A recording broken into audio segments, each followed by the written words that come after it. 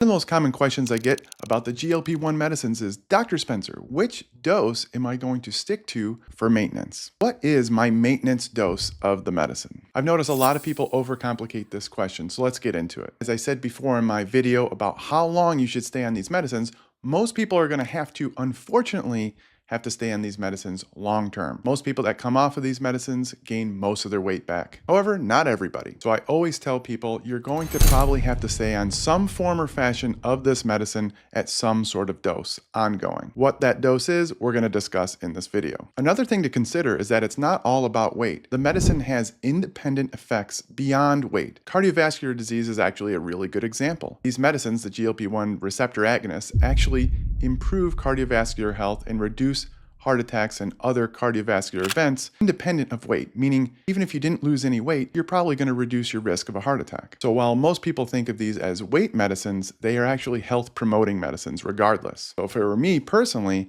I probably would not want to come off the medicine because I want to protect myself from a heart attack. There are many other diseases that they're studying for these medicines, so stay tuned for all of that. Here's the gist. Don't overcomplicate the dosing. Some people crank their way up on tirzepatide, Zepbound, Mounjaro, all the way up to 15 milligrams. Many people will likely stick to that 15 milligrams as they come to their maintenance low weight. When they start coming down on their dose, let's say to 12.5, 10, 7.5, 5 milligrams, they can notice that their food noise and the cravings and satiety worsen. Their weight starts creeping up. Clearly, this person needs to stay on that 15 milligrams. There's nothing wrong with staying at that high dose of 15 milligrams as long as you can afford it and your insurance is paying for it and you're not having side effects. Other people just want to come off the medicine. It has nothing to do with their insurance or finances or even side effects. They just don't want to be on a medicine, and I think that's fine. They want to take the minimal effective dose for them. Maybe they don't like to inject themselves, or maybe they just don't like medicine at all. For those people, we try to lower them to the least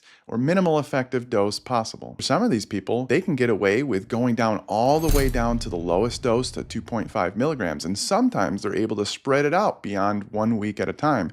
I have some patients who take it just once a month and keep their weight off. And those patients that just take it once a month, sometimes they stop that once a month though, and the weight starts creeping on. So we add back the medicine to the once a month. Some of those patients that are on the once a month dosing though, even when we take it away, their weight starts creeping back up. So then we go just back on the dose. The same thing goes for those who are having side effects. We try to get to the smallest dose while decreasing the side effects, while also maintaining that food noise and hunger cravings control. So for some people, they're up on the 15 milligrams. I talked about some of that anhedonia, the blaz or the maz.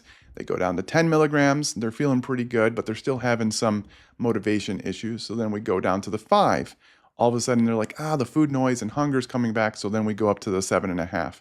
And that's where their sweet spot is. It helps them maintain their weight while keeping the side effects low. For those people where it's purely financial, they are self-pay, they're paying out of their pocket, may have to do Lilly Direct. We try our best to get them down to the lowest dose, that 2.5 milligrams, since that's the cheapest dose. And we try to spread it out as long as possible while keeping their weight stable. This isn't possible for everybody. Sometimes we have to go up in the dose and then we can actually spread it out to every 10 days, which is again off label. Sometimes you got to do what you got to do. So here are the main points. Number 1, remember that the scale isn't everything about why these medicines work well. They have weight independent effects. Number 2, there's nothing wrong with having to stay on the max dose of the medicine, as long as you're not having side effects and as long as you can afford it. Number 3, the gist is finding the balance between side effects and keeping your weight off. Everybody wants me to give them a specific dose of what I think they're going to be at, and I just can't predict it. Some people have to stay at the max dose. Some people can go to the lowest dose and start spreading it out.